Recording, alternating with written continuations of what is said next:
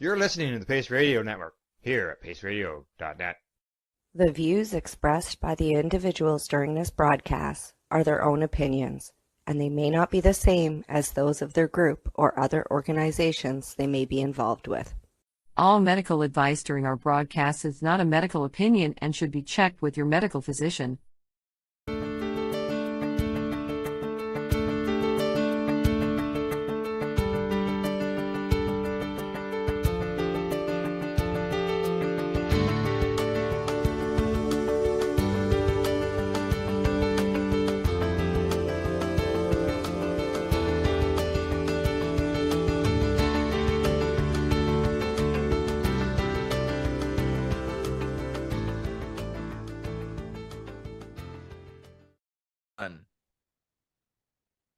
Hello, everybody, and welcome to our V.A.C. Roundtable. We're up to number 50, if you can believe that or not. Basically, we're continuing our series of discussions with people who motivate us and inspire us. And that is continuing with our special guest tonight, who is Uwe Blesching. And Uwe is no stranger to cannabis. And his expertise is one. If there's various books that he has put together, and needless to say, you should familiarize yourself with them if you're not aware. And basically, we're here to just ask him some questions, share some time and some space. We sent him some questions previously, but we're gonna have some other ones as we, develop our conversation as we drive it forward. But we wanted to make sure that everybody was aware of, we're at 50. It's hard to believe that we've gone through 50 different conversations from, all the way from just us to now to Uwe. So needless to say, we're excited to be here. And always the most interesting question to many of us is, why cannabis? How did you get into cannabis? So, Uwe, how did you get into cannabis and why cannabis? Well, hi, Etienne. Thank you so much for your kind intro and for having me. And I was cannabis naive when I came first to the United States. Just a little bit of background. I was born and raised in Germany. I was drafted into the military, did a 2-year stint there. Went to college, tried to go to med school, got accepted, but there was a 2-year waiting list. So I decided to travel around the world and be a bit of a gypsy, and came to San Francisco, fell in love with the city, and haven't left. So now being in America and starting from scratch, and medical school was cost prohibitive. So a friend of mine told me, why don't you go to the Stanford paramedic program? They have a pretty good scope of practice. It's an interesting job, and why don't you start there? And I followed her advice, went to Stanford, and then pretty much straight out of school, got hired by the San Francisco Department of Public Health, which ran the paramedic division at the time. And that was my first initiation into any and all kinds of drugs, not just pharmaceutical, but recreational, and of course, cannabis. And one of the interesting things about doing this kind of job is because I got to see firsthand the quality of a particular drug based on the 911 calls they generated. And so in 20 years of service, I think I only had 1 or 2 calls that were initiated to 911 that was directly associated with cannabis alone. And so right there, that tells you, where I come from in terms of taking a general view on all drugs that are out there. But what was fascinating and what got me interested in cannabis was the fact that I would see the same type of patients, and I'm not talking necessarily the same people, but the same patient populations. Let's say patients with spinal cord injuries, patients who undergo cancer treatments, patients who are challenged by chronic obstructive pulmonary disease, a number of chronic patient populations. And here was my first initiation. The difference between patient presentation between those that utilized cannabis to mitigate their signs and symptoms versus those that didn't stood out like day and night. And it was just astonishing. And especially in the HIV and AIDS community, because some of the map makers, some of the people that brought cannabis into the medical space were patients who were afflicted with HIV, and their caretakers and their patient advocates. And so, it was virtually impossible to not meet some of these folks at any on all of those levels, and to just start conversation and start to learn. But the biggest impact was the difference in patient presentations between those that utilized cannabis and those that didn't. And that was my initial contact, and it was one of surprise and awe and wonder, which are three feelings that I still feel when it comes to learning about all the various things that our favorite plant can do for us.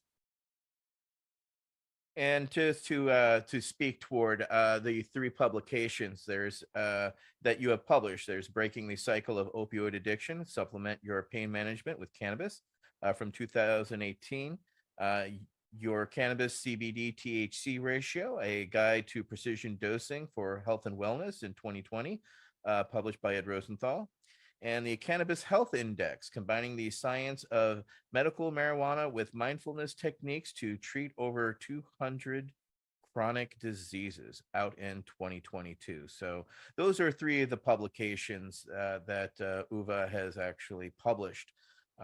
So thank you for how you got into cannabis. And to our next question, we'll go to Councilmember Al Byrne. Councilmember? Thank you for coming by this evening. It's a pleasure, and we're going to have a nice conversation. I really like your background, that you come from patient observation was your learning process. The patient became your teacher. I like that a lot.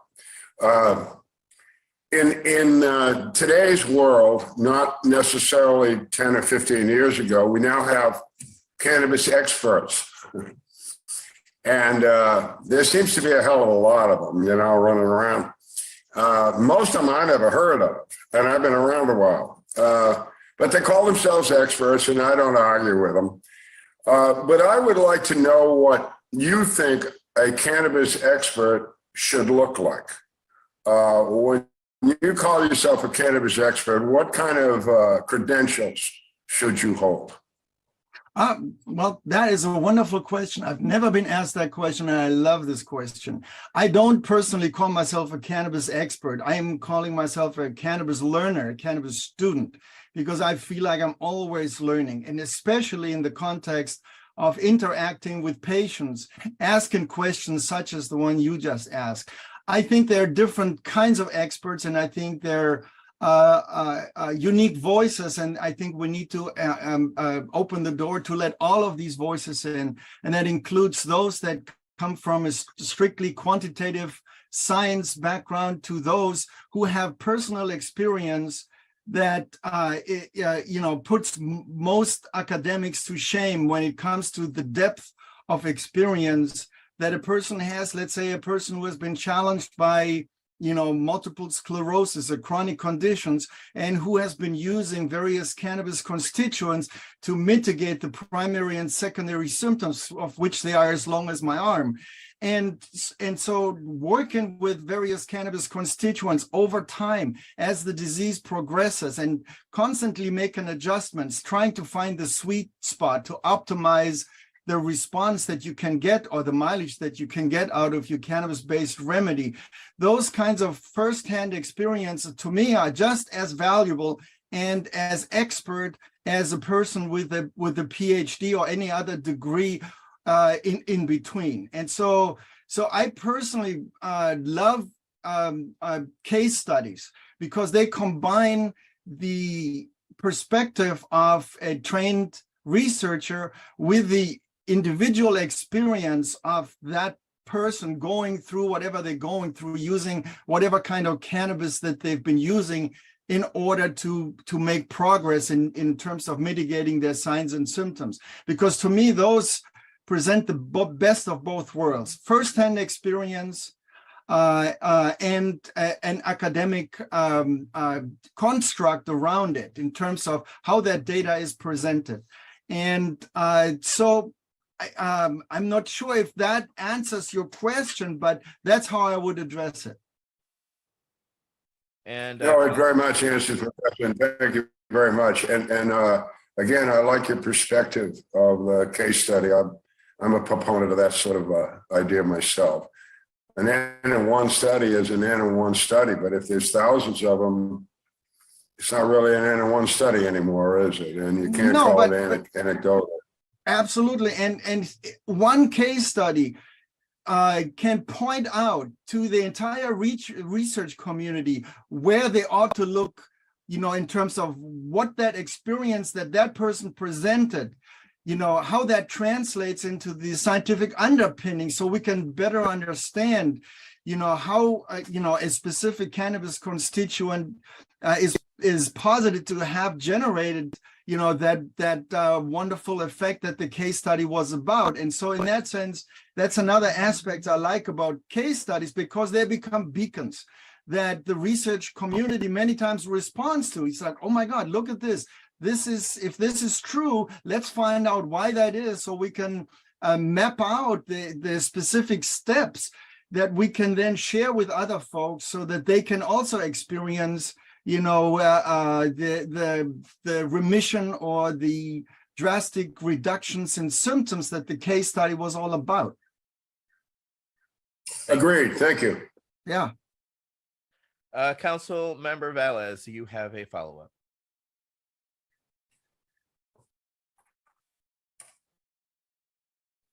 Yes, I do. Thank you so much. Dr. Blesching, I noticed you mentioned HIV and cannabis and AIDS organizations where you were able to get a lot of your case studies from. Here in Nevada, we're trying to introduce Ryan's Law, which is legislation that will allow terminally ill patients who are institutionalized in hospitals and hospices to continue their cannabis medication use. Right now, they're unable to do that while institutionalized in our hospitals, both county and state. So California has adopted Ryan's Law. Nevada State, we have introduced that. The Compassion Center and the IPA organization, Integrated Providers Association, has introduced legislation for that. How do you feel about terminally ill patients being able to treat with cannabis while institutionalized in these hospitals and hospices? Do you think that is good legislation? Would you recommend that? To me, it's a no-brainer, and this is not just from my personal experience in terms of what I've witnessed and observed in terms of the positive effect that palliative care, through the means of cannabinoid-based therapeutics can do. But there's also a significant amount of science supporting that position. And so, it's not just an opinion, or it's not just an individual case study. There are a number of clinical trials that clearly highlight the benefits of the use of cannabinoid-based therapeutics and end-of-life care.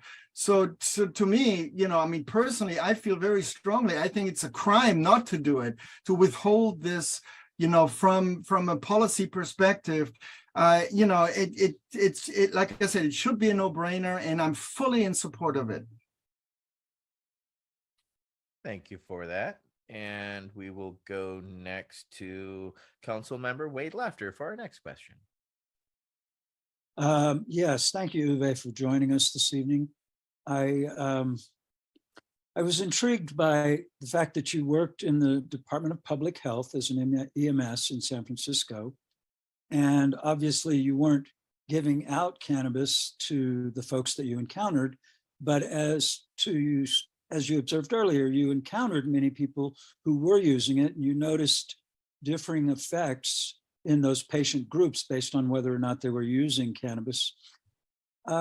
Would you talk a little bit about the balancing act that you as an employee of a public health organization had to do in relating to patients who were using cannabis because of the fact that it's a Schedule I narcotic and the feds have rules about it, and on and on and on, the various regulatory hurdles that we face today? Can you speak about that a bit, please?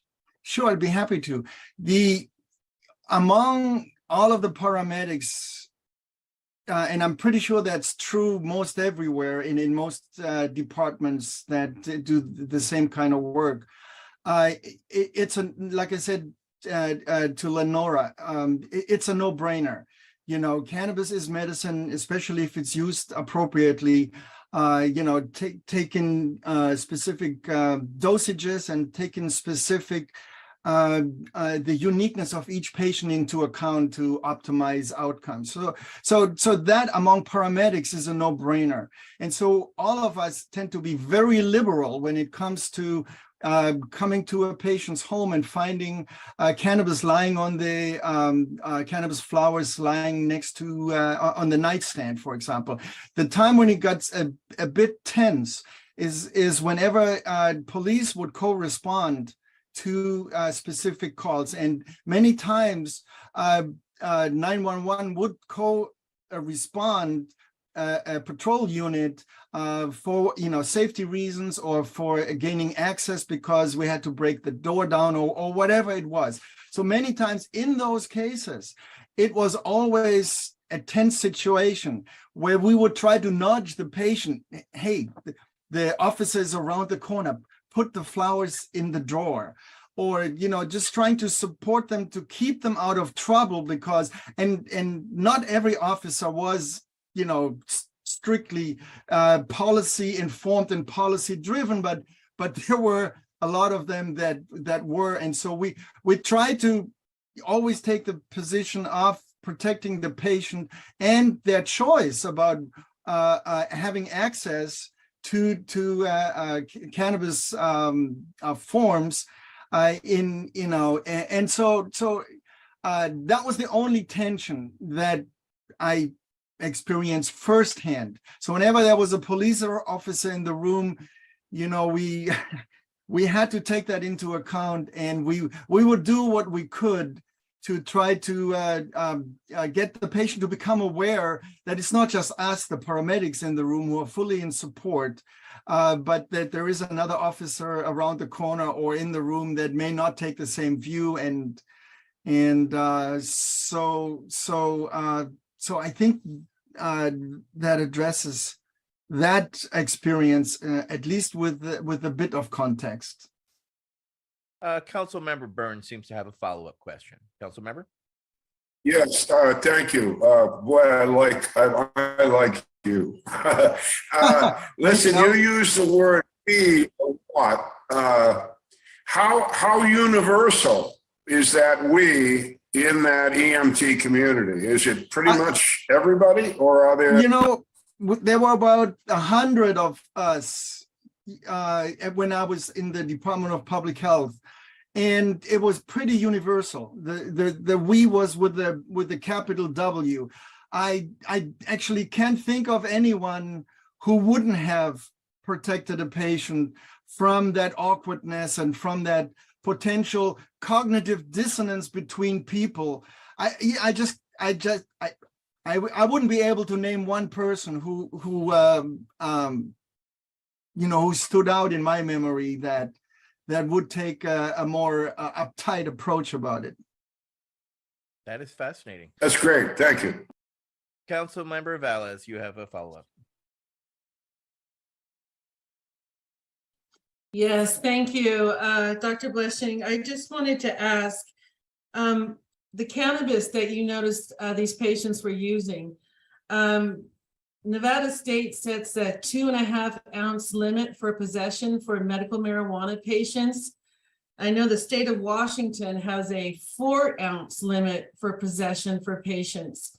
I know myself, I am a medical marijuana patient as well, licensed through the state of Nevada. And I use at least an ounce of marijuana to make 1 cup of butter. So they have 2.5 ounces at one time for a 30-day limit. I go through way more than that, just making the butter. And I make butter for my father as well, because he's in his 70s and he has chronic pain as well. So I make him cannabis butter. How many ounces do you think medical marijuana patients should have available in their possession? I mean, do you think 4 ounces is more feasible for a 30-day time limit, or do you think we should ask for more?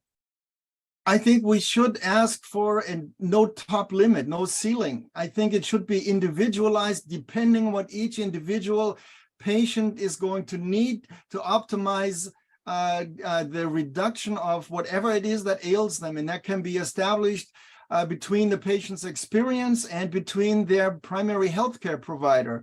And so those should be the people in charge of making that decision and not policymakers. However, I understand the reality of being a policymaker and they having to have some guidelines. I think there's room to create a policy that says a limit of X many ounces as determined by the physician's prescription. Thank you for that, Dr. All right, next will be Amy King. She has a question. Councilmember King. Hi, Uwe. I'm sorry that I mispronounced your name earlier. No worries. I listened to all versions of it. In the whole time I've had your book, I've pronounced it to myself the way I pronounced it. So anyway,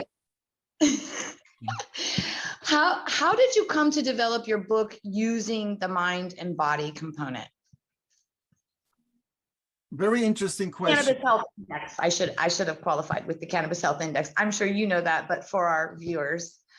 Yeah, I mean, you know, when it comes to for the past 12, actually it's 13 years now that I've been doing writing and research in and about the cannabinoid health sciences, I've come to realize that the reason why cannabis works so very well for so many different patient populations is because it affects the body and the mind in such a way as to support and fortify the body's capacity for self-healing.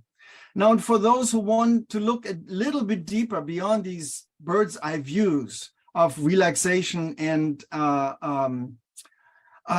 you know, one of the interesting things about a lot of different cannabis constituents is the fact that a number of them simultaneously mitigate many of the shared and underlying pathology of most chronic illness.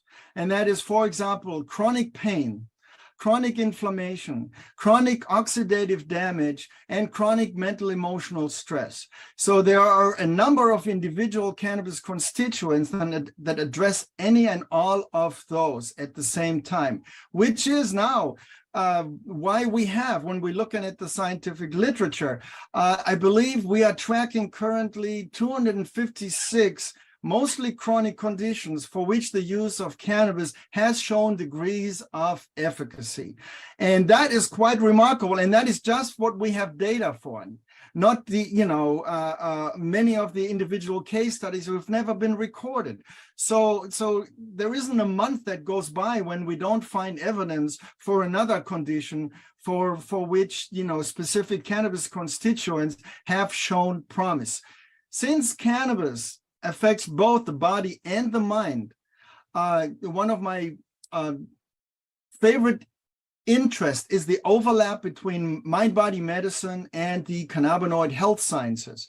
And there is a very large body of literature, scientific literature, that looks at specifically how modulating components of the endocannabinoid system contributes not just to the physiology of or mitigating the pathology of so many chronic diseases, but also the physiology of well-being, and that includes the way our mood unfolds. And so there is a great depth of a plethora of information we can tap into to look at how cannabis constituents also affect our mood, also affect our mental emotional constructs, and how we can utilize them to to make our lives as good and as wonderful as they can be.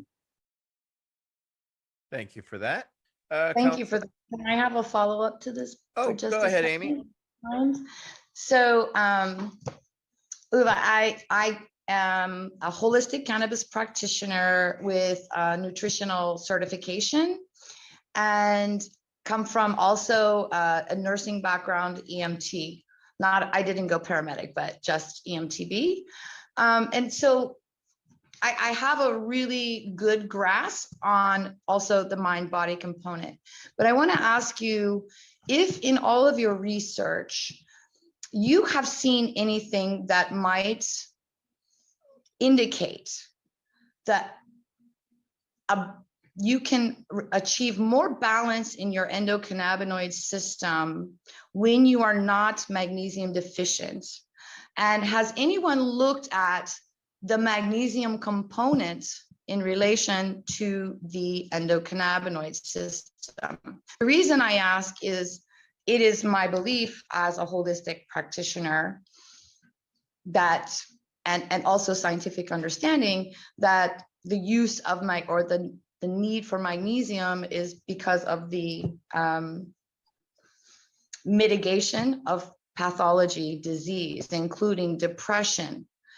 Chronic depression is well known to be alleviated by the use of magnesium. So I'm wondering if we're seeing any science, because it is responsible for so much enzymatic metabolic process. And so I just wondered if you'd seen anything. Sorry for that. No, that was very rich in terms of giving us we could spend a few hours on this alone. And so, yes, there is a lot of science, in a matter of fact. And it's not just magnesium, but it's also calcium and potassium and sodium and these particular channels, these receptor channels that are so prevalent in mental health, in psychiatry, and as such, they play a significant role. And this is, allow me to sort of like set a bit of the stage before I dive in and give you some practical examples that I think you're going to enjoy. Just for some perhaps uninitiated listener, not anybody here, because most everybody here knows about the endocannabinoid system, but just in a nutshell, the endocannabinoid system is a naturally occurring system that all humans have, in fact, all mammals have. And the prefix endo simply means within. The middle section of the word is in reference to cannabis, and the suffix oid means similar or like. And so endocannabinoid system translates into like cannabis within. There are four basic components that comprise the endocannabinoid system. That's endocannabinoid receptor sites, and that's primarily CB1 and CB2. They are their corresponding endocannabinoids, their degrading enzymes, and the idea or the notion or the concept of endocannabinoid tone. Those are the four components that comprise the classical endocannabinoid system. Now, beyond that, and this is where it gets really interesting and expresses some of the answers to the question that you just asked, Amy, and that has to do with a novel notion, a novel concept that you may be familiar with, and that is the idea of the endocannabinoid dome. And that is the larger internal or external environment that interacts with various of these classical components of the endocannabinoid system. And this is where magnesium, this is where all the other mineral channels. This is where dozens of other neurotransmitters that are clearly implicated in most neurological or psychiatric disorders come into play. This is the overlap I was talking about in terms of mind-body medicine and the cannabinoid health sciences. So there's tons of neurotransmitters, including these mineral ionic channels that can be modulated by the targeted use of specific cannabis-based products. Now, here's the other thing that speaks to your question. When we roughly are at about middle age, our body contains only about half CB1 receptor sites that our younger selves, that our teenage young adult selves enjoyed. That is one of the reasons why we would recover from illness a lot quicker than when we, get older. This is one of the reasons why we have more resilience when we're younger. Now, this is also why cannabis works so very well for so many different patient populations, is because it addresses the lack of cannabinoid, of CB1 cannabinoid receptor expression by adding cannabis constituents into the mix that can then compensate for the age-based loss. And so here are a couple practical examples that we can use even if you're in a country or in a state or in a place where you can't get access to cannabis, but you can still support a stressed endocannabinoid system. And that is, for example, turmeric. You can get anywhere in the world. It's a basic spice, has been shown to bind with CB2 receptor sites, and it, as such, is very valuable for anybody who is challenged with any immune deficiency or overreactive immune responses. The same is true for echinacea. Both bind with CB2 receptor sites. Omega-3s. The Western diet of omega-6 to omega-3 is roughly about 20 to 1, 20 omega-6 to 1 omega-3. It turns out the ideal ratio to support a healthy endocannabinoid system is 5 to 1, 5 omega-6 to 1 omega-3. Keto diets, for example, support a healthy endocannabinoid system, increasing endocannabinoid tone. And so there are a number of these insights that come out of endocannabinoid dome research that we can utilize pretty much anywhere, especially if you're well-versed like you are, Amy, in terms of approaching a diet, nutraceuticals in combination with cannabinoid-based therapeutics. You can actually get a patient who is combining the use of cannabis to probably use less cannabis if they supplement some of the other things I just described to you. Because they create an additive or synergistic effect that I find wonderful. And so it's really exciting to see these practical implications coming out of endocannabinoid dome research, supplementing the cannabinoid health sciences in such a way that we can really see significant differences in the clinical setting. All right, Amy, you had another follow-up. I do. I really appreciate your answer to that because I just learned a few things that I didn't know. So I'm always excited about that. One of the things that I wanted to follow up about, I mentioned depression, but magnesium deficiency is responsible for asthma, blood clots, bowel disease, cystitis, diabetes. People who have diabetes are especially magnesium deficient, heart disease, hypertension. And so as a holistic practitioner, many times, and I'm sure it's the same with you, many times people come with a plethora of symptoms that overlap and could be any number of things: insomnia, migraines, leg cramps, depression. They have all of these things that could be any number of things. So I have found myself actually referring people to use magnesium in a spray, not in an ingestible way, but in a spray. Primarily before we start even utilizing a cannabis. And I'll tell you my history and why. There are times when as part of my consult, not everybody I don't withhold cannabis. I shouldn't say it like that, but I encourage them to at least try the magnesium and see if that will resolve some of the issues so we can more narrow down what's still residual. Needless to say, many people will go away from using the magnesium, but in the beginning when they're using it, I find that I have people who are inside of their home and won't leave. And once they're using the magnesium, now they're more social. They find that they have less anxiety and they'll go out, as well as their physical ailments are resolving. So then I will see that same person comes back for their treatment in 4 months, and they're all of a sudden, they seem like they're crippled again. You can see that they're very nervous. And I say to them, what's going on? You look a little stressed. Oh yeah, and whatever the answer is. And I will always ask, are you utilizing your magnesium spray? And the answer is, it's rhetorical. The question is rhetorical because I already know the answer. The answer is no, they are not. Because at the moments that they are using the magnesium spray every single day, there are no complaints and they are very well-rounded, happy people.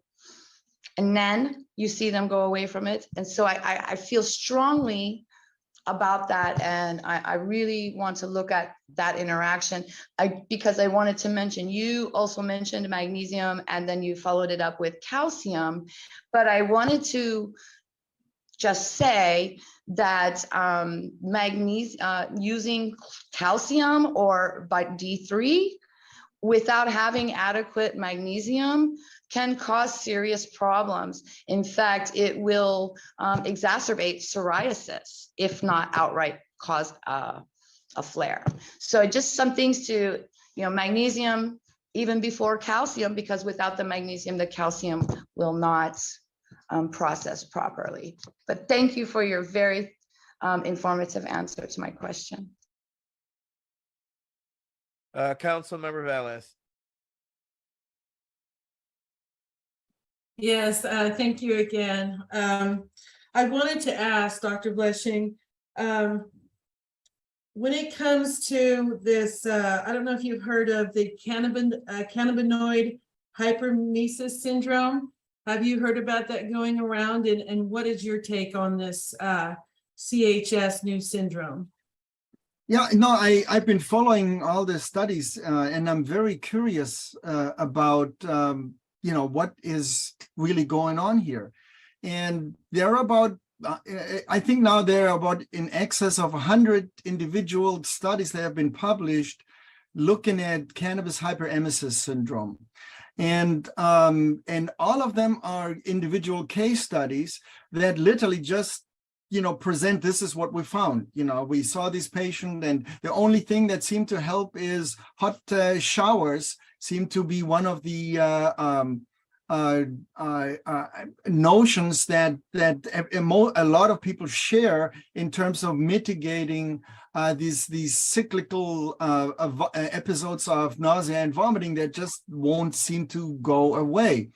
And but quite frankly, no one in the scientific community has an idea or a clear concept or a clear understanding of what is the underlying pathology that's causing cyclical vomiting, except the observation that patients also utilized cannabis. So are there other cofactors that play into it that we haven't looked at? Are there other chemicals that perhaps have been used in the growing process of the plant that we haven't tracked?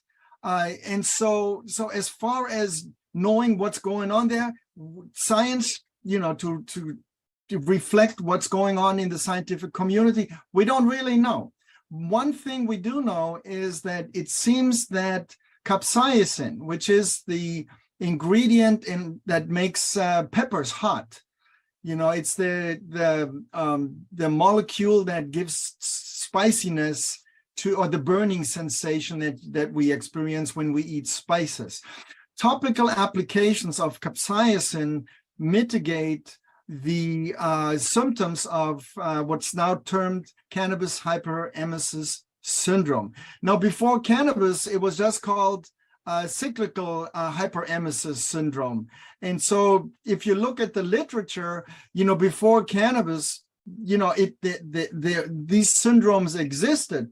But also, with what they call an unknown etiology, where we don't really know what's causing it. And so it's made it into the cannabis space because, there are about 100 individual cases that have been written up where cannabis was also in the picture.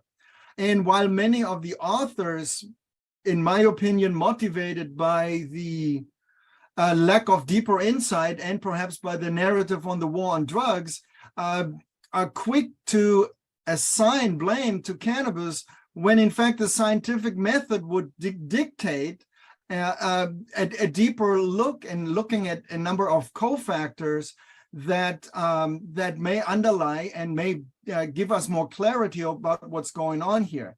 Now, it's interesting that capsaicin works through an ion channel. It's called TRPV1, which is also part of the endocannabinoid dome. And so capsaicin is one of the agonists that activate that particular receptor site. But then so is CBD, for example, is an agonist at the same receptor site. And so it's part of the internal environment that responds to a number of different cannabis constituents. And so there haven't been done any studies looking at can CBD mitigate the effects of cannabis hyperemesis syndrome. But I'm looking forward to learning more, as far as, as soon as the studies are being published or even being looked at for that matter. Okay, Council Member Laughter. Yes, I believe it was Ethan Russo, either recently published or spoke about a person who published a study where they were looking at cannabinoid hyperemesis. And what they found was in a fairly small sample group, I think it was 20 or 30 patients with hyperemesis, they found a common genetic variant, if you will, in that entire population. So it seems to suggest that cannabinoid hyperemesis might have a genetic component to it. Again, it would be fascinating to learn more about it. I tended, especially early on, to think that perhaps it was contaminants in the cannabis, perhaps it was other comorbidities, et cetera, et cetera. But as you observed earlier, Uwe, we're all learning, and I really look forward to understanding more fully how this might affect the well-being of all persons who might use cannabis. Thank you. That's a great one. Polymorphism, genetic, certain people are genetically predisposed to be more vulnerable to a particular compound than others. And it might actually turn out that is one of the cofactors that needs to be present in order for, it may even turn out that some people can't handle cannabis because they have these particular allele, this genetic polymorphism. And so for those folks, it ought to be, or at least cannabis chemotype 1s, those abundant in THC, are most likely responsible for causing cannabis hyperemesis syndrome. So it'd be interesting to test for a specific genetic polymorphism to see if there are specific patient populations that are more vulnerable than others. And that seems to me a good hypothesis to follow up on as far as research is concerned. All right, Dale, council member. Hi, Dr. Uwe. Really enjoyed just about everything you've said so far, but I have a question on the research and talking about the scientists and the medical professionals. Where do you see their line of thought? Where do you see them going in the next, I don't know, year, 5 years? Because right now there's, you know, it's hit or miss on which doctors support cannabis, which don't, which scientists support, which don't. You know, I'm in a state that nothing's legal, which is my choice to be here. But you know, I'm just wondering. This has nothing to do with politics. It's really, you know, when you walk into a doctor's office, and I was in a state where it was legal, and I was there when it became legal, and my doctor, my GP, had a sign on the door that said, "I will not prescribe medical marijuana, and if you want this, go somewhere else." You know, and so even though it was legal, even though it was to the state, so my question to you is, at what point does the tide turn and the scientists have enough evidence to where they embrace this, or the doctors embrace this, and they start realizing that this is a viable medicine? That, you know, very interesting question. Let me try to put on my Nostradamus glass. I apologize for a tough question. No, you know, I actually think that we're seeing the beginning of a new wave of treatment possibilities that is completely supported by the evidence, and the evidence is growing on a daily basis. There are about 10 new trials that have clinical reference to modulating components of the endocannabinoid system in the clinical setting. 10 new trials on a daily basis. That data cannot be denied by anybody who is scientific minded, no matter how ill-informed or socialized or imprinted they have been by the narrative on the war on drugs. And that's especially true for physicians who are dealing with mostly chronic patient populations. It's because those doctors and those patients are getting very little mileage out of what modern medicine has to offer to them. All they get is ever longer growing lists of pharmaceuticals in order to manage symptoms. There is no cure. There is no, chipping away at symptoms, approaching a cure. It just doesn't exist with most chronic cases.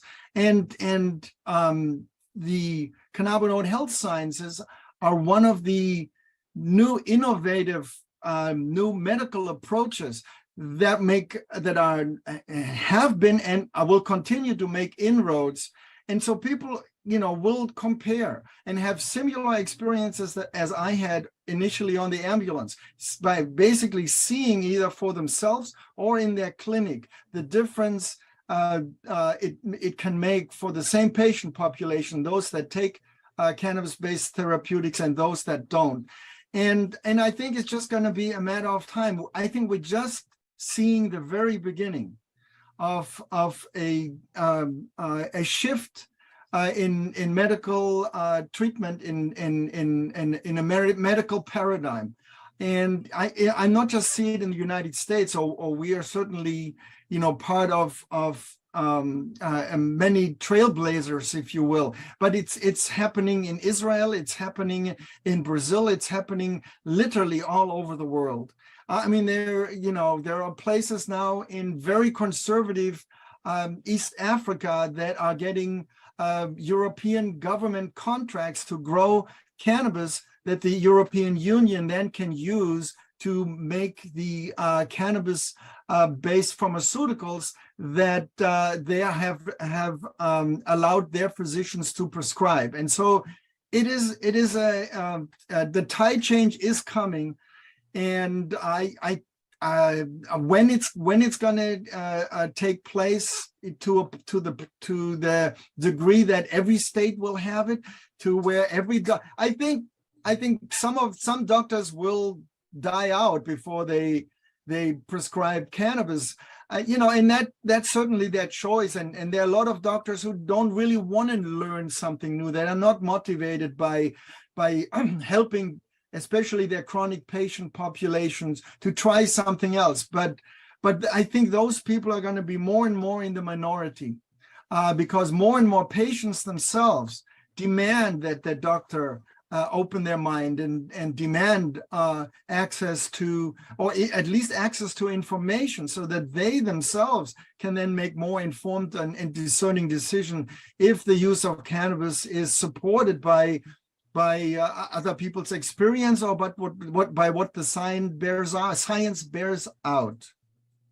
Thank you very much for that answer. Really, really thorough and a great answer. And unfortunately for me, I've just added 2 more chemicals this week due to some recent medical issues that have been brought to my attention. So I'm going to keep pushing forward on my end, and I'm with a great team here. But thanks so much. Councilmember Crowitz, you're recognized. Thank you, Dr. Blesching. It's so good to meet you. Michael Crowitz here. On the subject of cannabis emesis syndrome and capsation, actually, I've got a very short story to share with you. One of my greatest passions in my cannabis work has been this museum work that I've been doing, underlying everything I've ever done, looking at the artifacts, sort of, part of what my work is working on today and looking forward and trying to figure out new policy for tomorrow. And a big part of my work has been and will always be starting today and looking backwards. And it's really cool, I guess, in both directions, but looking back is my passion and really is quite beautiful. Somehow connects me to people that aren't here anymore. It's harder to connect to people who aren't here yet, I think, than to connect with people that aren't here anymore. So anyway, I actually did this little museum display at the first time that I was just talking about this the other day. I remember the cannabis pain issue came up in a big doctor conference of pain management doctors, and they dedicated an entire day to cannabis and pain, the cannabis related subjects, the endogenous cannabinoid receptor system, etc. And one of the speakers came over to my table, Dr. Guy from GW Pharma, and he was really fascinated with one particular bottle. I had a little showcase filled with 100 to 200-year-old bottles that were pain remedies, and they're every imaginable mixture. You got starting out at the very lowest thing with just cannabis, then cannabis and maybe codeine, and all the way up to cannabis and heroin and everything in between. And he took great interest in the one that was cannabis and capsation and other herbals, maybe with codeine or low-level narcotic.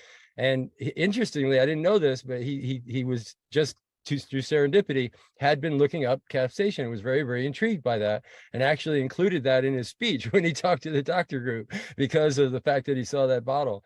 But I'll just make the comment and leave it at that. I think it matches up very well with what you were saying about a new frontier. But the cannabis movement, cannabis medical movement has, I think, rather recently in the last decade or so, really sort of mastered extracts and at least reached, if not exceeded, the skills of our ancestors with regard to creating extracts. But what we haven't done yet is really emulate their ability to use herbal mixtures and using cannabis and capsation together, cannabis and a whole bunch. I mean, they were all different, and they were targeted for particular ailments, a particular kind of pain, a particular group of people. So it was very carefully done, all these different mixtures. But I think that's the thing I'm looking forward to, is when we get caught up to that. Oh, Mike, that is so great. Thanks for sharing that. In fact, I personally not just look at the recent science. In fact, one of my interests that I share with you is the history of cannabis and what we can learn from early preparations and from early insights that very smart physicians who chose to work with cannabis tinctures have made, and the combination of adding other, including homeopathic substances into a formulation, and then reading their reports about how many patients benefited and and how safe some of these remedies were. And so in fact, I'm also working as the chief science officer at Cannakis, and I'm constantly inputting studies into our data bank. And I'm proud to say that I've included every study as far as the early 18th century into the data bank, including, you know, specific formulations and what the makers or the practitioners that utilized and then wrote up a study about their experience. You know, what insights did they get? What did they learn from utilizing tinctures? And this was not just true for treating humans, but this was also true for treating animals, farm animals, and so there are some fascinating studies that have been conducted on humans, on human subjects, and on animals, and to read their write-ups is just very instructive.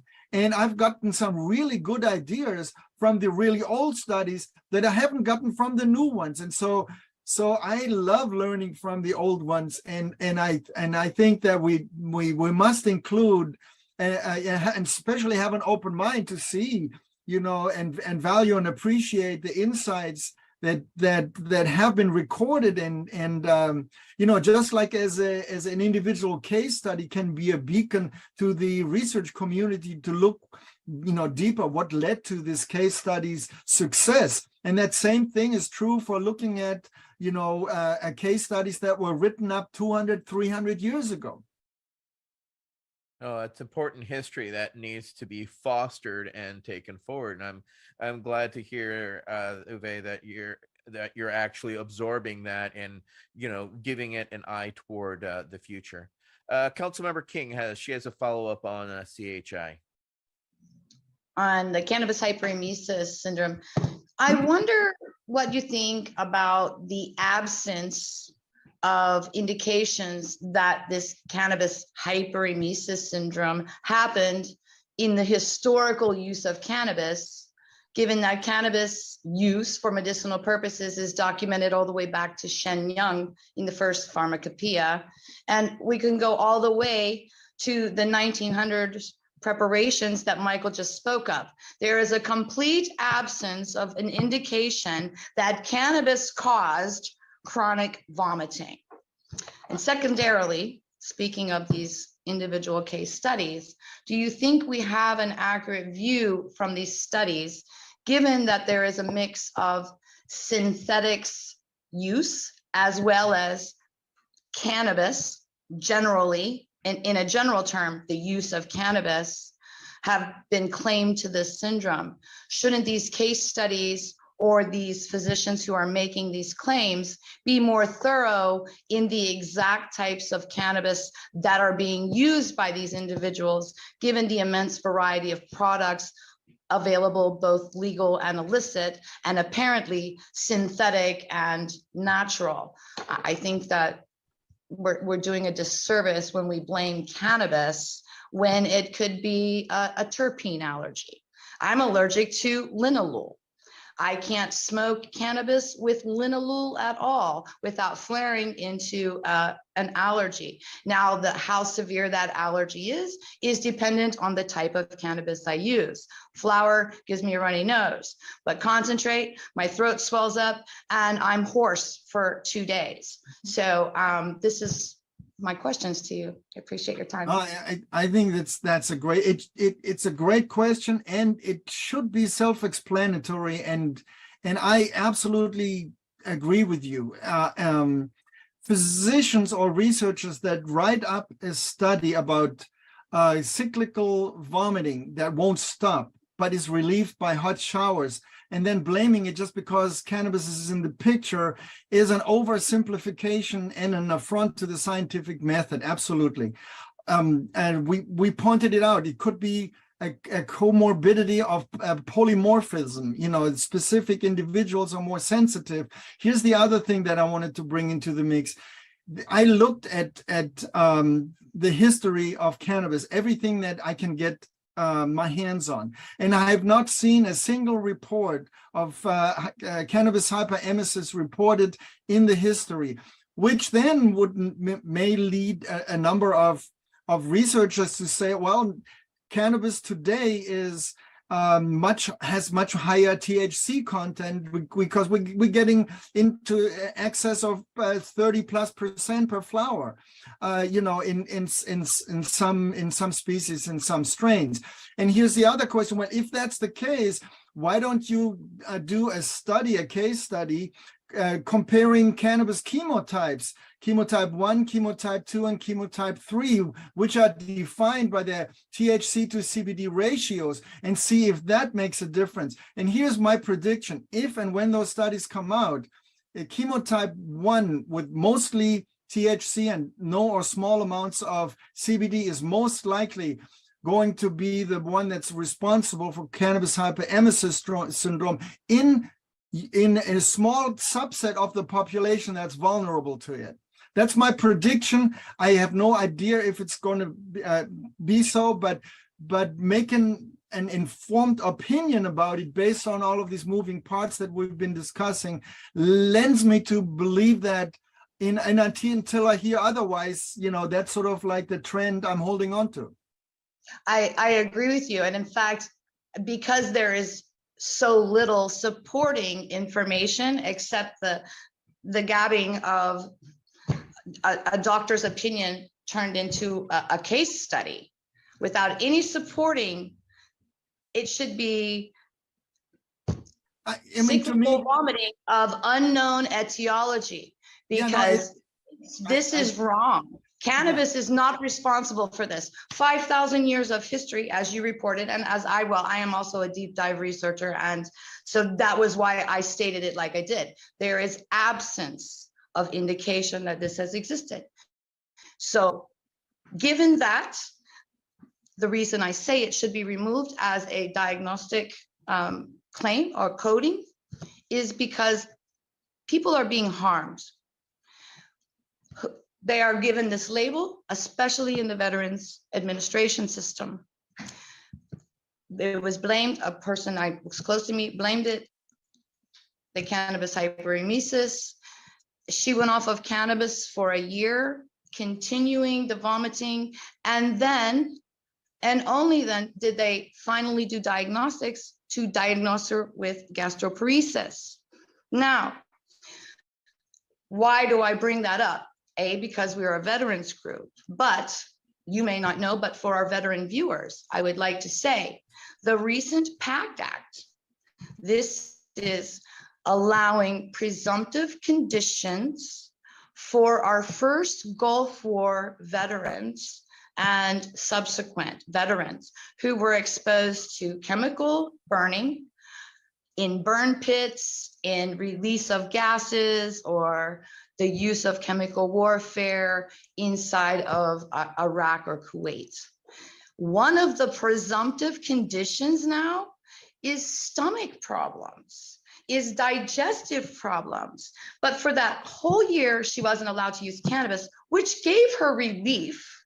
She was penalized, labeled as a chronic cannabis use disorder, cannabis hyperemesis syndrome, and now she has a stomach, the pacer in her stomach. And through all of that, now she has a feeding tube. So there's a number of, but they're not related to cannabis. They're their own situation. And so it's causing mistreatment and misdiagnosis and care for our veterans. And that concerns me, especially because this demographic of First Gulf War is large. And up until this year, their conditions were not recognized as the true environmental conditions that they should have been attached to. And I just wanted to share that. Okay, Councilmember Valles.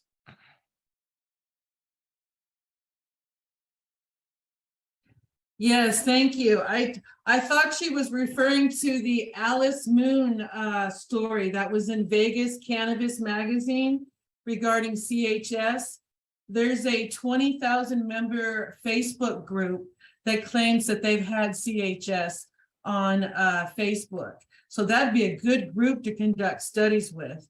But my real question is, grow rights. Medical marijuana patients cannot afford recreational dispensary cannabis. They are forced to grow it themselves or buy untested black market cannabis to use. And right now we have grow rights in the state of Nevada, and it's 12 plants per household, when we're fighting to have it at least 12 plants per licensed card holder per household. Most medical marijuana patients cannot even grow their own weed. They're not very successful at it. A lot of them are low income, and they tend to live together in the same homes. So right now, again, the Nevada State Legislature has it set at 12 plants per household. We're going to lobby that they raise it to at least 4 licensed patient card holders per household at 12 plants per license holder, for a total of 48 plants. And we thought that was a lot, but according to the medical marijuana patients, a lot of them grow substandard weed that they can't even use. So in growing, a lot of times these patients get into growing, they meet people who grow, it becomes a lifestyle, and it almost becomes a benefit, like a extra benefit from growing is the able to do it, the soil, the watering. How would you convince your state legislature that growing rights should be in perpetuity for medical marijuana patients? And they, you can't expect, if there's 4 patients per household, you can't expect them to share 12 plants for medicine, not if they're making tinctures and cannabis butter and then smoking and dabbing. It just seems so unfair. How would you say, hey, we need to increase these limits, doctor? No, I think that's a great question. And, I'm looking at Europe, and Europe has, in some countries, like, for example, in Holland, as much as we like to think of Amsterdam as being so liberal, their medical cannabis policy is actually very reactionary and very behind what, let's say, we here in California are used to. So one of the things that patients who can't wait for politicians to get their act together, to get them sufficient amounts of medicines, have been doing is forming collectives of literally hundreds and hundreds of people.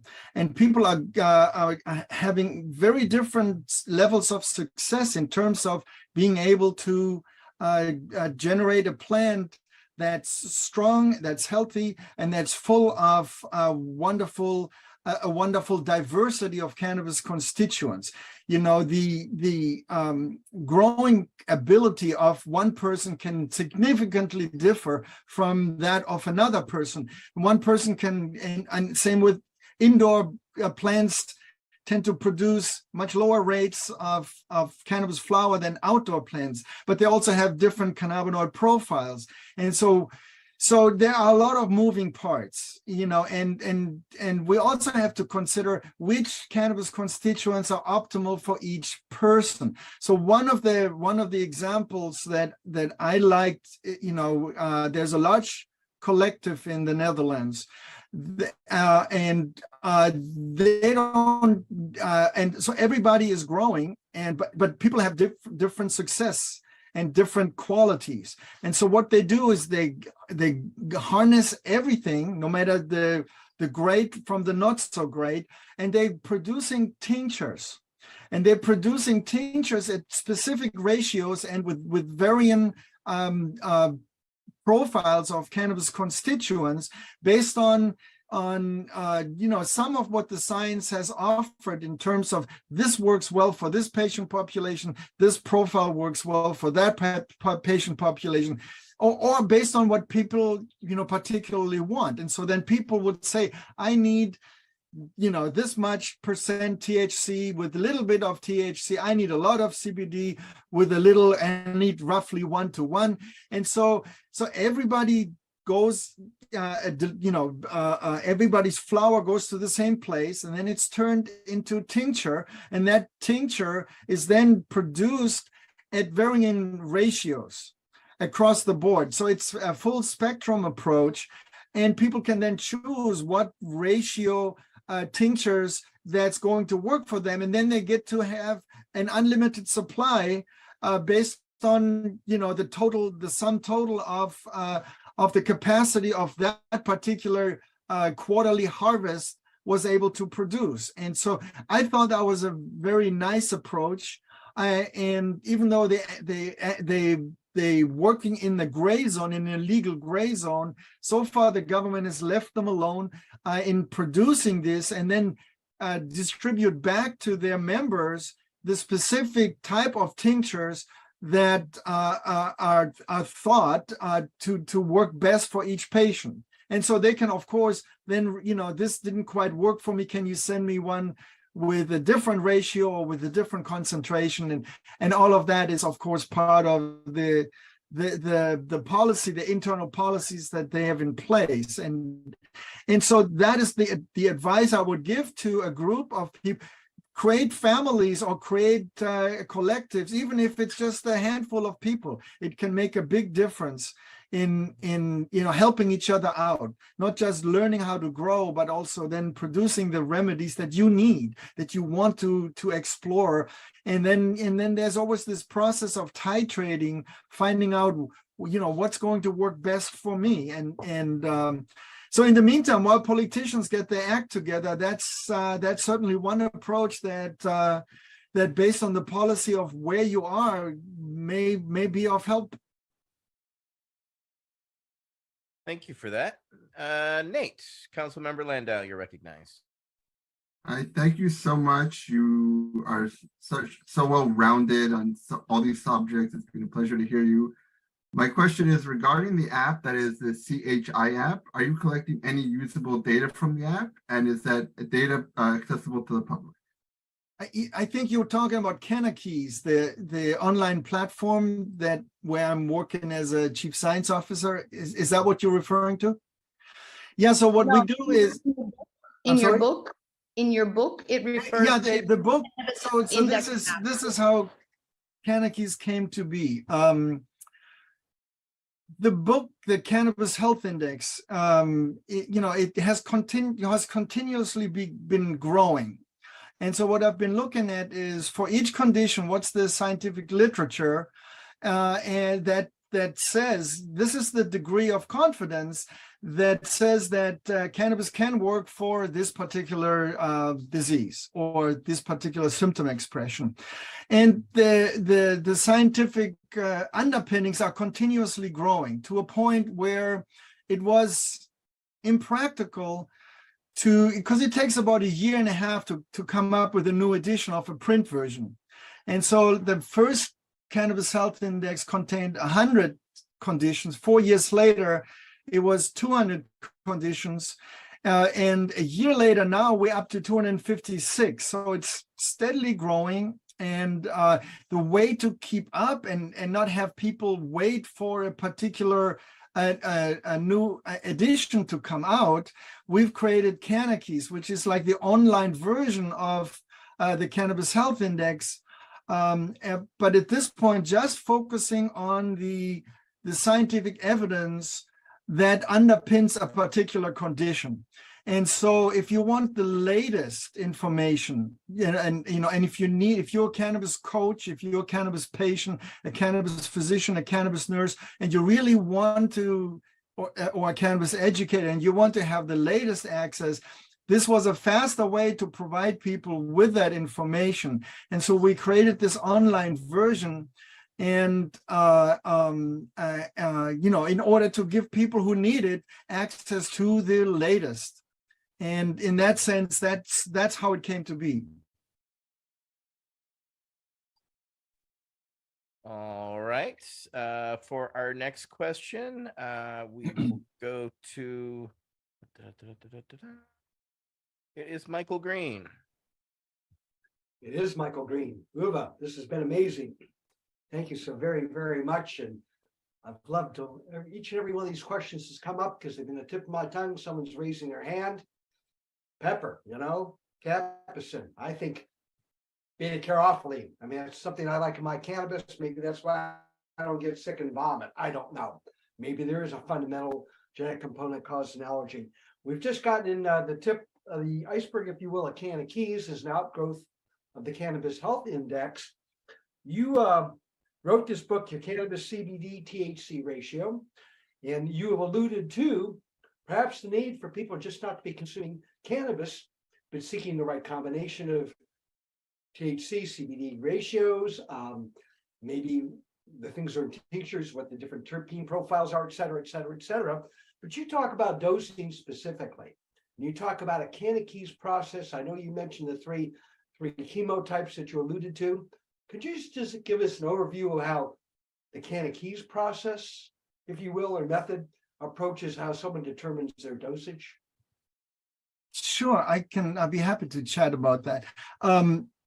It turns out, think of it this way. If you go to a pharmacy and you look at the entire wall of pills, you would never think, just because they're all pills, that they are the same. However, when people talk about cannabis, and that's true for the research community in many ways, they look at cannabis as all pills are the same, all cannabis is the same. And that is a tragedy, and it's such an obvious tragedy to the scientific process that it astonishes me in terms of how long it took for science to catch up. Luckily, that's changing. More and more studies are coming out that compare specific cannabis chemotypes, which are defined by the ratio of THC to CBD, side by side to see what specific effects they generate in specific patient populations. And so, go ahead and just define those three basic chemotypes, tell us the ratios. I'd be happy to. A cannabis chemotype 1 is defined by an abundance of THC. So when you see chemotype 1, it's mostly THC with only small or trace amount of CBD. Most of the literature that you find that talks about the ill effects of cannabis are THC dose dependent, are cannabis chemotype 1 dose dependent.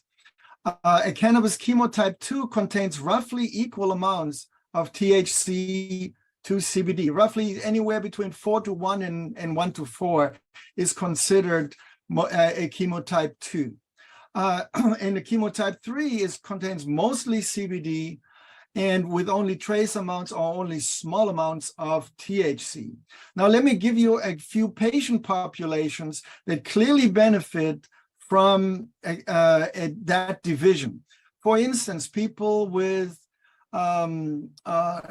spinal cord injuries, stroke, people who need to mitigate the chemotherapy-induced nausea and vomiting, for example. Clearly, the science tells you utilize a chemotype 1 as a starting point, because most studies indicate that for those types of patients or most central nervous system impaired conditions, a cannabis chemotype 1 lights up in the scientific literature as a starting point.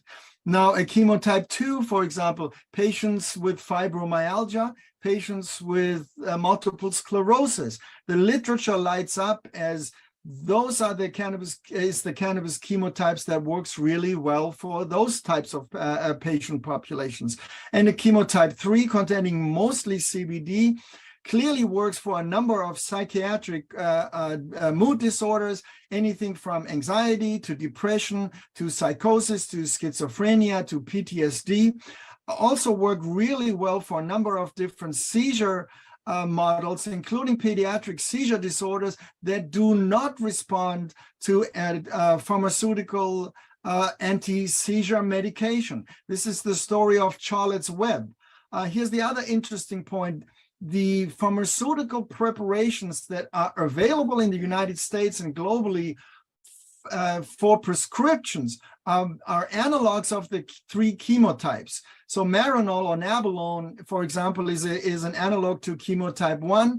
a nabiximol that is Sativex is an analog to a chemotype 2, and Epidiolex is a pharmaceutical version of a cannabis chemotype 3. So that describes the different types of cannabis. And so the ratio can make a significant difference, especially to people who are more sensitive, either because of their genetic predisposition or for whatever reason, are more sensitive. And I'm one of them. The small amount of THC can produce wonder. If I take a little bit too much and I have a horrific time, with some really horrific symptom manifestations. And so while there are other people who can take high amounts of THC, I'm not one of them. Uwe, I was talking with other researchers, and they're calling, there's a new type 4, which they feel is a CBG dominant, sans terpenes, but 0.6% terp tops. So are you familiar with that new term? Yes, in fact, there are, I'm just trying to change the light a little bit.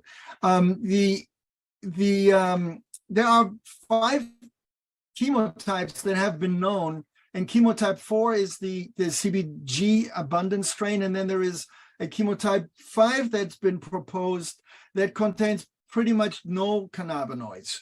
And so I expect that the folks that generate the nomenclature for chemotypes will be more busy in the near future, because there is enough science now to indicate chemotypes that highlight THC and THCV, for example, are going to be very useful for a number of different patient populations, such as those suffering from metabolic syndrome, diabetes, or obesity. Huge cohorts of patients clearly can benefit from what I believe is going to be a new chemotype that's defined by the ratio of THC and THCV.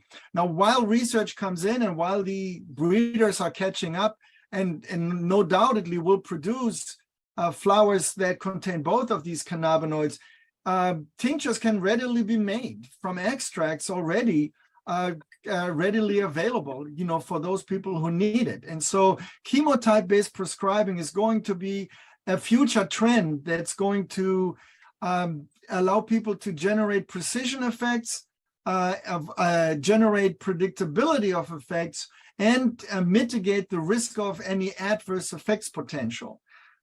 Would that be a new rating altogether for the THC-THCV ratio, or would that be the type 6?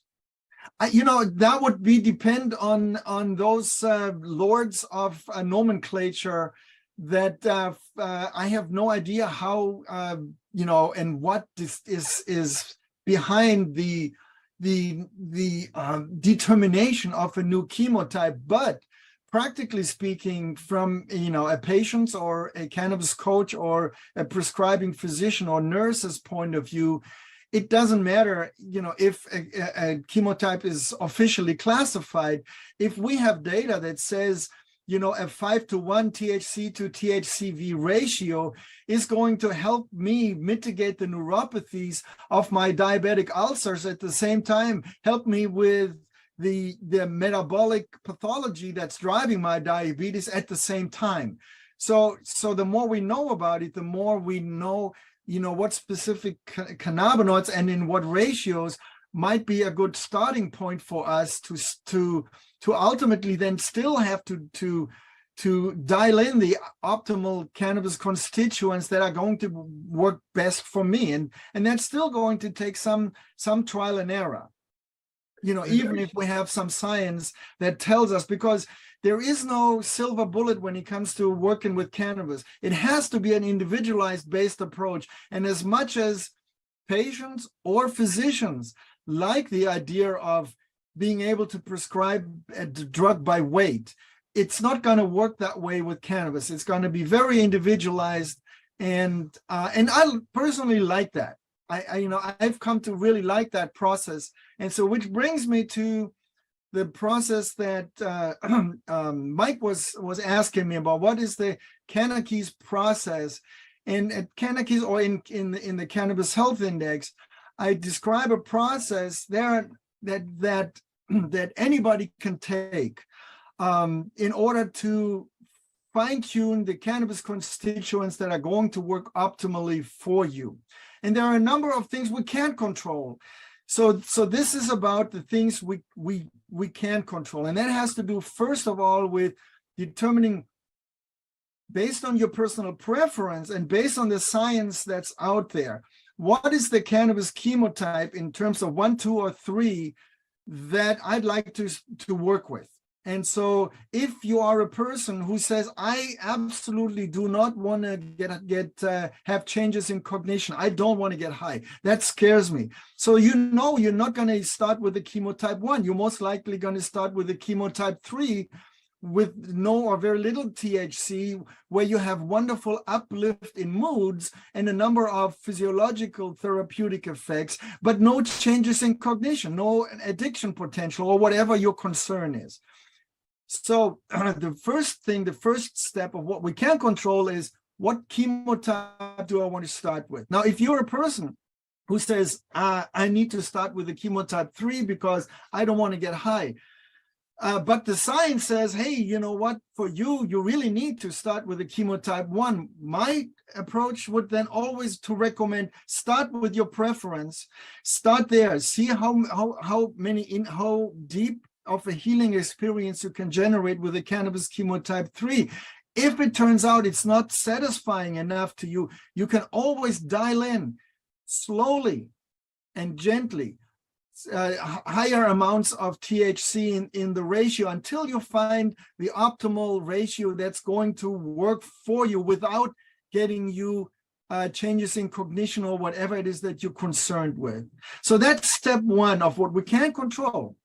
The step 2 of what we can control is the sub-ratio. A 1 to 5 is very different than a 1 to 20 or 1 to 100. Or vice versa. And so what is the literature telling us, or what is your personal experience telling us of what ratio between the main cannabinoids, THC and CBD, is going to work best for you? Now, beyond the sub-ratio, the second step is the actual dosage of THC and CBD. And so you have the ratio, 5 to 1 and 1 to 5, or 20 to 1 and 1 to 5. So what is the dosage that hits the sweet spot for you?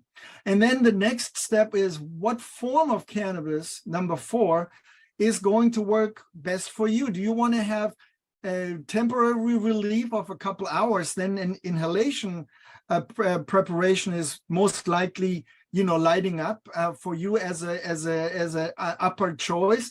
If you need long-term effects, like you need to get a good night's sleep, then an edible is a longer-lasting edible is showing up. And then what other cannabis constituents can you use to amplify the specific effects you want to generate? And this has to do with terpenes or with flavonoids, generating the entourage, an additive or an ensemble effect. I actually like the ensemble effect better. And then, of course, this brings us to the endocannabinoid dome. What are dietary things? What specific other food items or mind-body practices can I engage in to support my endocannabinoid system that is diminishing in its cannabinoid receptor sites as we age?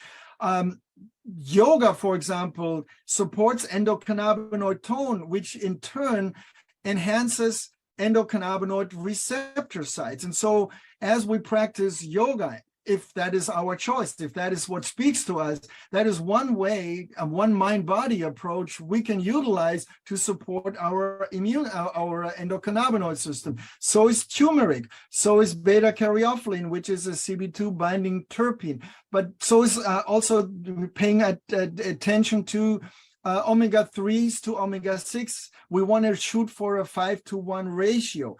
So all of these things come to play into that particular step, generating the additive effect. And then finally and perhaps this is the most important step, is to keep a session log. and make only one change at a time. Because otherwise it's very difficult to track, where the therapeutic punch is being generated. And here's the other thing. I think Amy pointed out that many times patients come to her with a number of different symptoms. So where do you start? And our suggestion is always pick the primary symptom first. Pick the one that bothers you the most first. Start with that, go through the entire 6-step process and try it out for until you find the sweet spot, and then see if you can sustain the success in terms of mitigating symptoms for 3 weeks or so, and then consider looking at the next symptom on your list of symptoms you want to address. And that is, the Kanakis method. I've never called it that, but thanks for Mike for giving a name to that process. Those are the 7 steps we can control, and those are the 7 steps that make this the most, that pack the most punch in the clinical setting. Uwe, thank you so much for that. Thanks for the little clip on yoga. Namaste. Councilmember King has a follow-up.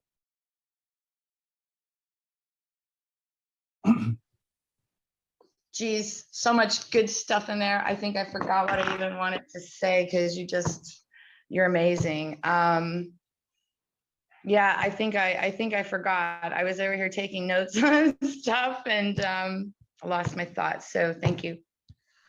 Yeah, I'm taking copious notes myself here. Interestingly, Uwe, I'm the one who coined the phrase ensemble effect. I was involved with the Medical Cannabis Safety Council in 07-08. I did a white paper specifically on all known contaminants, but I worked alongside the nomenclature committee. So I wrote to Dr. Meshulam and asked him and gave him the definitions of both, but he preferred his terminology. Well, I'm also the PTSD study in Dr. Grinspoon's Marijuana, the Forbidden Medicine. And I miss Dr. Grinspoon greatly, but in talking to him about that, he adopted my nomenclature because he felt it was more adaptive, because it wasn't just THC bringing everything to the party. It was the full culmination of the orchestra itself that really seemed to have the effect. So just pointing out that piece of interesting loophole, because I was hoping that terminology continues, because I think it is more realistic and more understanding to especially laymen who don't understand what's actually happening. Because an entourage, if you look up the definition, is somebody who brings a group of people to the party, not necessarily famous. And Dr. Meshulam feels that THC does that, whereas we know through the other receptors there's a series of things that are happening in the endocannabinoid system receptors throughout the body. There's a multiple things that are happening all at once. So it felt more natural. So thank you for using that verbiage. Sorry to be so long. Etienne, I didn't know the backstory to that, and I'm moving forward. I'm using the symphony, the conductor metaphor, because it's so much more descriptive of what's really going on. When you talk entourage, there's often the quality of the players that come into taking the focus of the attention, when in fact the synergy created by the entire symphony, where not one player. Yeah, there are some players that play more prominent role at certain parts of that's all there, and that's wonderful, but still the focus ought to be on the symphony, all parts coming together, playing the best melody possible, or creating the best resonance possible, or creating the best path forward for each individual patient. And so, symphony or ensemble effect is by the way, Amsterdam has adjusted their nomenclature to change entourage to ensemble effect. So your white paper is heard and it has impact. Well, I used to teach there also. So well, there you go. they're friends as well. But I think Amy's short-term memory loss has subsided, and she remembered what she wanted to state. Councilmember King. It did, in fact. So again, I'm the challenging one. I'm going to ask the super challenging questions, and that's why I forgot, because you're so amazing. I was like blown away by you. But what I want to ask is about our endogenous cannabinoid system. We already create anandamide, and you may have, and I'm certain that you're familiar with what's been coined endocannabinoid deficiency. But I would like to know, at what level or at any time in the future, do you see us using a diagnostic to identify what is the patient's endocannabinoid, their anandamide and their 2-AG levels? And the reason that I ask that is because I think that endocannabinoid deficiency is doing a disservice, just like the entourage effect is doing a disservice. And on the side note on that, I think I would like to invite both to become members of ASTM for standards development. We already have a universally accepted standard under ASTM for certain terminology terms. Of course, cannabis is a new industry, so this is a constantly developing and growing and fluid set of standards, and those two words deserve to be in our terminology internationally accepted standard. But that being said, back to the base levels of the patients, and do they have an endocannabinoid system dysregulation? And I point out that cannabis has been blamed for causing schizophrenia, which all of us here know that that's just bullshit. But why? The reason that I bring that particular one up is there was a study done on schizophrenics, predisposed familial genetic, and they were followed during their first psychotic break, and their anandamide levels were pulled from their cerebral spinal fluid. And what was clearly identified is that when schizophrenic has a psychotic break, regardless of whether they used cannabis, their anandamide levels are off the chart. So, we do know that we should be able to test, and we can diagnose. There are other diagnostics in which you can get the anandamide levels. So when do you think that we'll be seeing this integration into diagnoses and therapeutic applications? And I love that you are looking at this whole thing with the terpenes all the way down, because that's a problem going into the pharmaceutical model. All of these elements are there for a reason. And I encourage you to look at your chat messages, because I sent you something in private before you get off. I know you're not looking at your messages now, but do look before you get off. I sent you some information. So thank you again so much. I'd like to know your professional opinion on the human endogenous system levels we have. A point very well taken. And in fact, the science has already caught up. They are now publishing more and more studies in which the biomarkers of 2-AG and anandamide are measured and correlated or associated with specific symptom manifestations. And this is especially true among a number of different psychiatric disorders. And so, endocannabinoid deficiency is a term that was, I believe, coined by Ethan Russo. He's written a number of papers on it. It's certainly a wonderful hypothesis. I think it's going to be confirmed. And in fact, the other novel concept is endocannabinoid tone. So there are new concepts that are being explored that certainly help explain how specific low level of anandamide or 2-AG or a number of other similar compound that we have discovered, and how they are specifically related to symptoms expression. And so I'm happy to say it's already happening. That's good, because I think it's important, you know, if we're going to use cannabis as a therapeutic, then we need to understand what is the body already generating and how can we facilitate what it's lacking.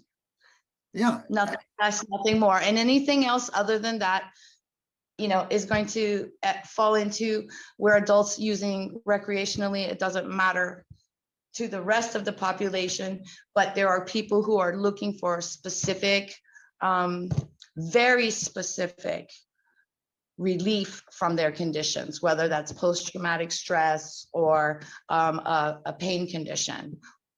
So thank you very much.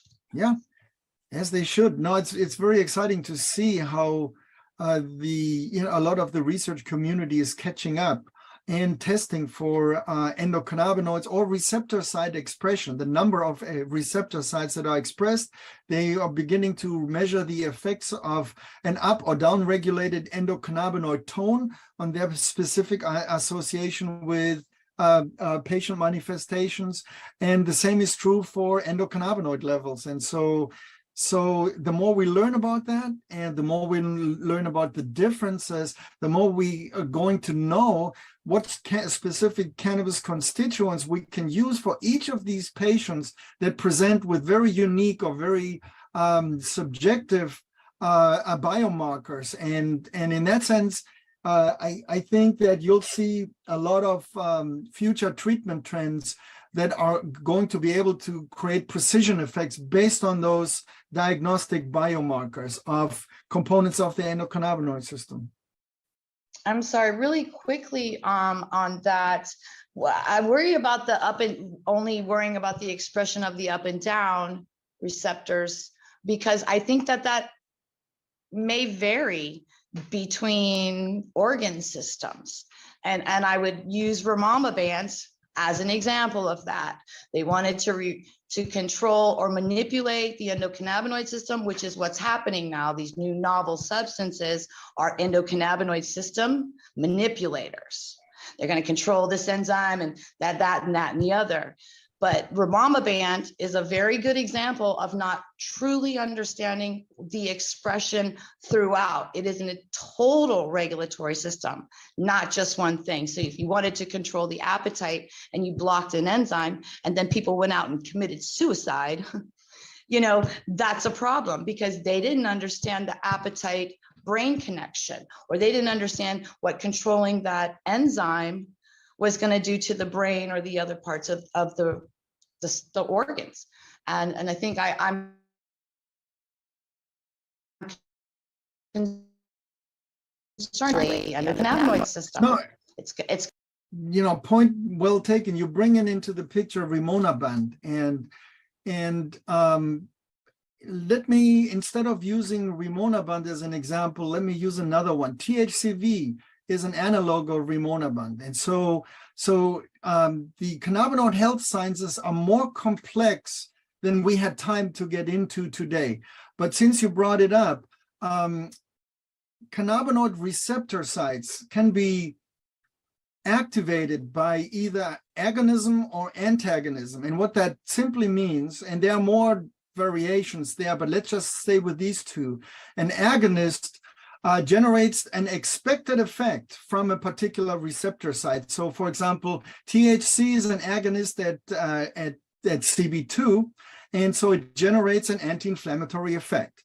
THC is also an agonist at CB1, and it generates changes in cognition. Now, let's look at THCV. THCV is an antagonist at CB1 and produces the opposite effect of THC. So while a THC can induce euphoria via being an agonist at CB1, THCV is an antagonist and can produce significant dysphoria.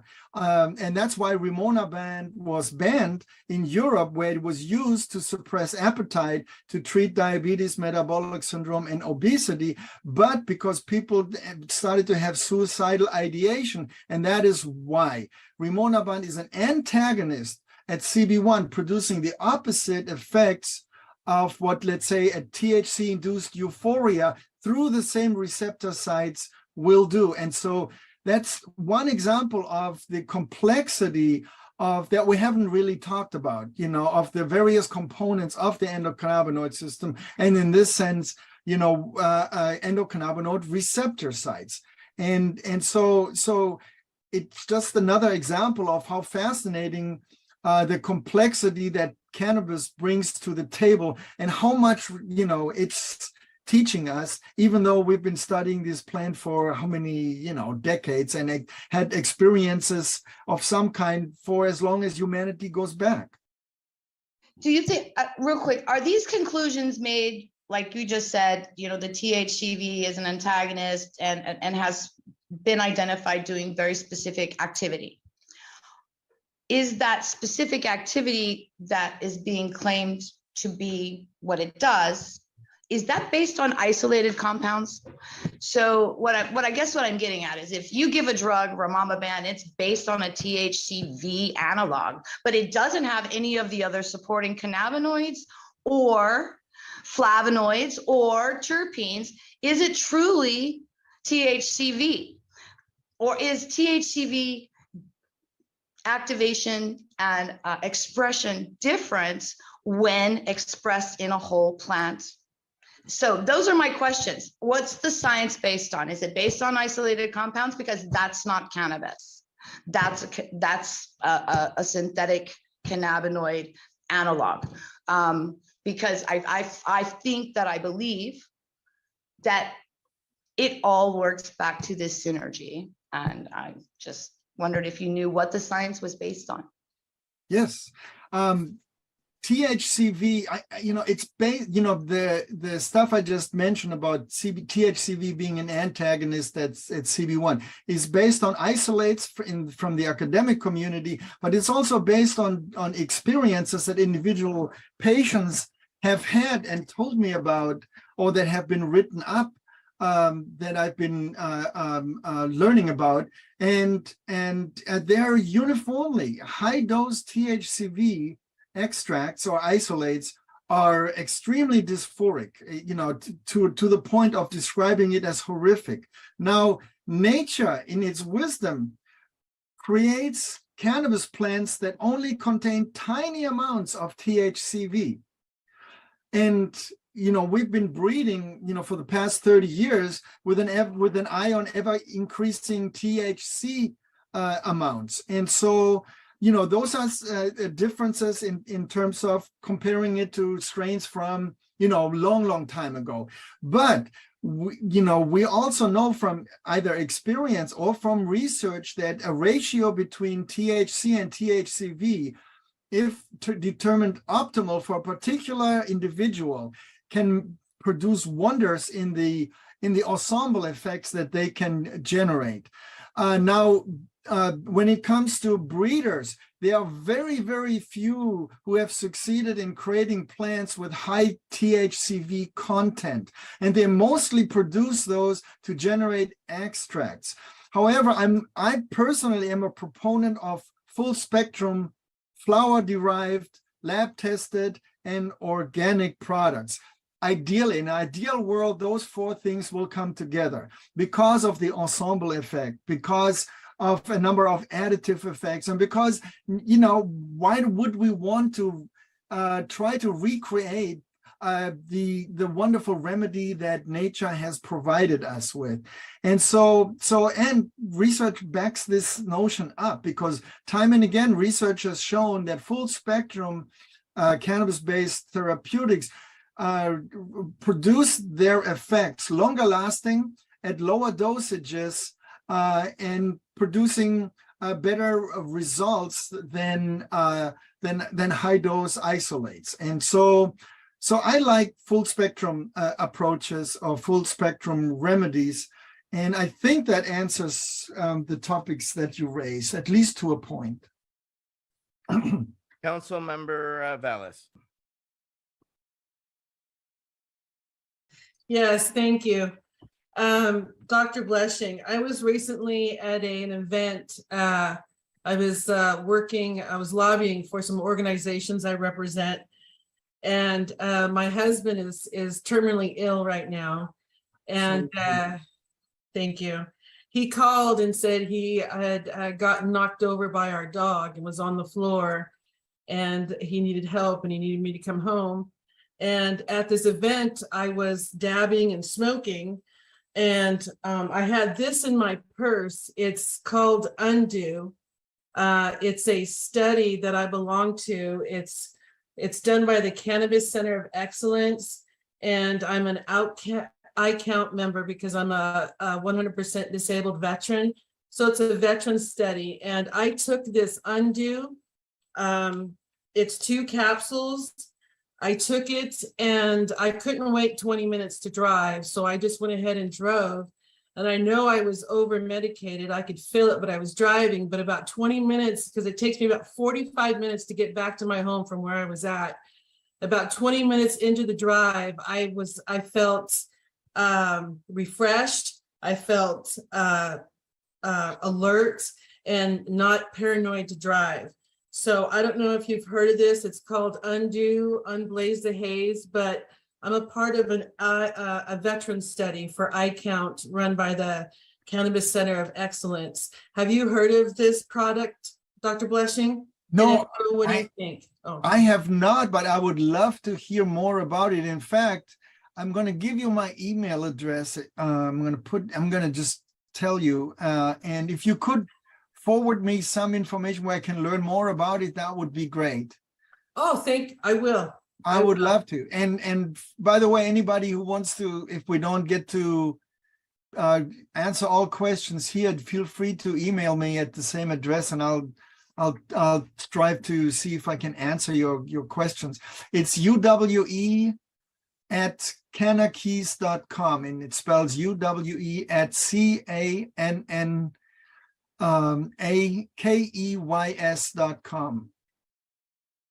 And I'd love to hear more about Eleonora. That would be great.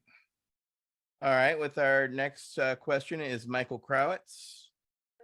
Councilmember Krawitz, you're recognized. Thank you, Tan. I guess generally this subject would be on prescribing or having recommendations for prescribing practice from DNA testing. And the first time we looked at this subject matter was not that long ago. And our first impression was that while there are at least a couple of things that certainly seem to have a genetic component, certainly to my mind, maybe post-traumatic stress comes to mind, where we certainly see a pattern of various traumas. There's hardly ever a singular trauma, and many of those traumas often predate the military service in the beginning of that stream. But anyway, other than that, I mean, most of the things that veterans suffer from are not genetic. It's not a genetic predisposition to get blown up. We were, I guess, less interested in it, but very interested in your perspective of using DNA tests to guide your prescribing practice.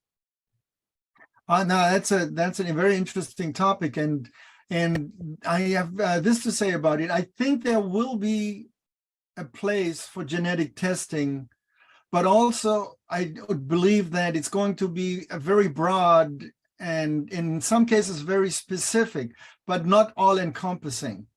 I think there are too many variables, especially when it comes to the human psyche, or that comes from what's been termed epigenetics, that influence a great number of human pathology and mental and emotional experiences that have nothing to do with genetic expression, even though you may test as being vulnerable or not being vulnerable for a particular expression. And so the vast complexity of what a human being is can't be captured in a genetic test in a petri dish, if you will. And now, having said that, I think in some situation it may be helpful to know that I don't make the gene that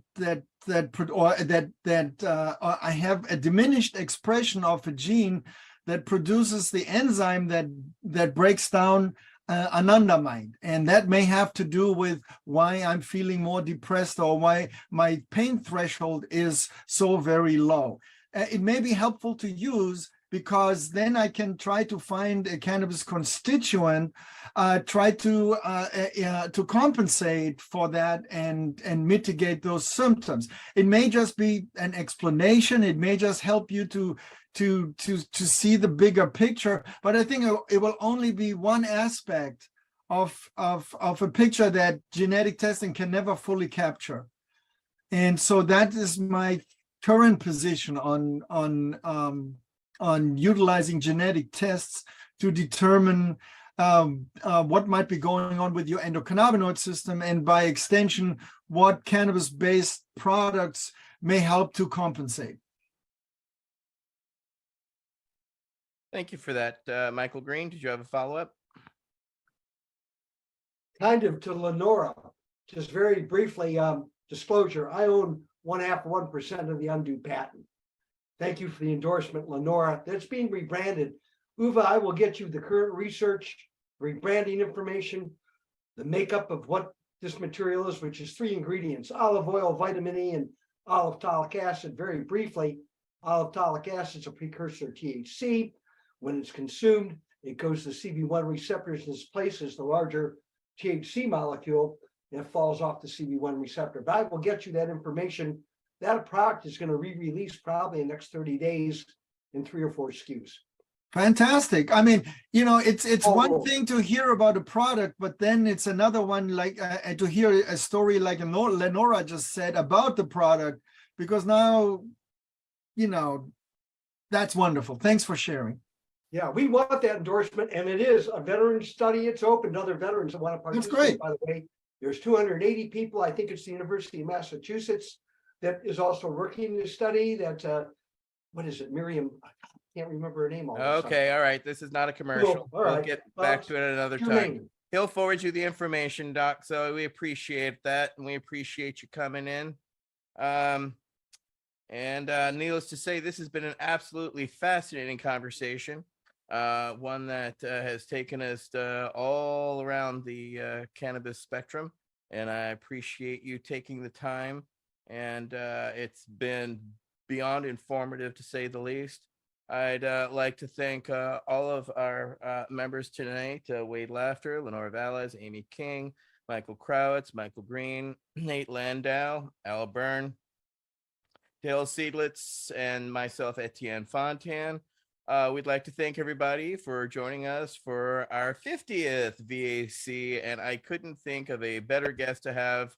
And I love learning, and I definitely did, and I hope you did learn something tonight as well. So thank you, everybody. Have a great rest of your night, and we'll be back in 2 weeks. Namaste. That was the whole. The Veterans Action Council is a Pace Radio Network content provider.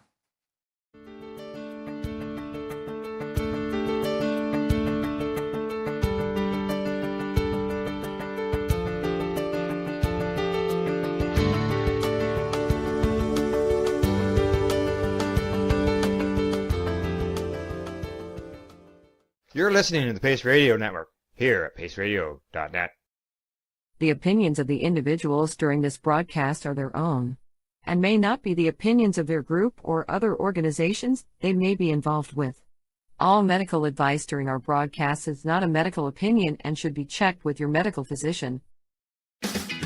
Enjoy the buzz of legalization with Campbellford Lifestyle Shop. From lights to plant nutrients, books, consumption accessories, and more, we've got all your basics to grow or consume cannabis. Visit our info center or take a look at our piercing services and body jewelry, now available in-store through Campbellford Lifestyle Shop, 17 Bridge Street West, Campbellford. Limestone City Hydroponics is Kingston, Ontario's hydroponics shop. Take your growing to the next level and create the optimal environment with a tent kit, or maximize your yield with an ebb and flow flood table kit. Either way, Limestone City Hydroponics has more sizes and options to fit your needs. Are you looking for the power of the sun that adapts to your budget? Then look no further, as they have professional grow lighting. They have indoor grow systems that are easy and cost effective, with many options to fit your living space and lifestyle. Cultivate your growing potential. We have everything you need to succeed. And if you can't make it to the store, they offer local delivery to the greater Kingston area. Remember, when you're looking for experts to help you grow, then look no further than the locally owned Limestone City Hydroponics, 105 Sunderland Drive in Kingston, Ontario. Call them at 613-548-0420. We are people advocating cannabis education here at Pace Radio.